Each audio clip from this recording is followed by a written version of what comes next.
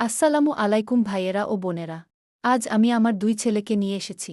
এই হলো আমার ছোট্ট বীর। আর এই হলো আমার বড় বীর। আজ আমরা একটা সত্যি গল্প শোনাবো। এক সময় একটা ছোট্ট গ্রামে রহমান নামে একজন বাবা থাকতেন।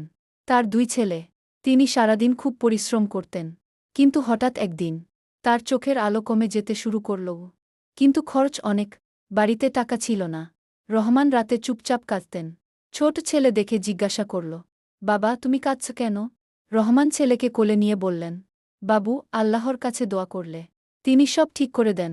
ছোট ছেলে বলল, তাহলে চলো আমরা তিনজন মিলে দোয়া করি। তিনজন মিলে মেঝেতে বস।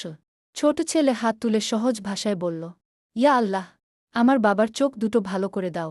আমি তোমাকে খুব ভালোবাসি। আমিন। বড় ছেলে আর বাবাও সেই দোয়ার সাথে আমিন বললেন। পরের কয়েকদিন কিছুই ঘটল না। কিন্তু ছোট ছেলে প্রতিদিন ফজরের পরে একই দোয়া করতে লাগল।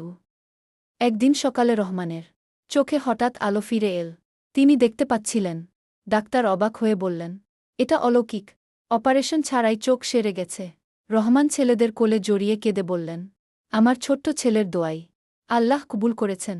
সেই থেকে তিনজন মিলে প্রতিদিন দোয়া করতেন। তাদের ঘরে শুধু আলো নয়, শান্তি আর বরকতও ফিরে এসেছিল। বিপদ যত বড়ই হোক, একটা নিষ্পাপ ছোট্ট দোয়া আল্লাহর কাছে খুব প্রিয়।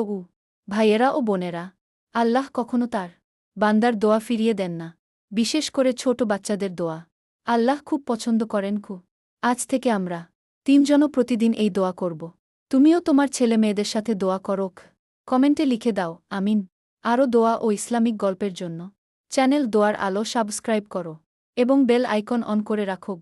আল্লাহ আমাদের সবার দোয়া কবুল করুন। আমিন।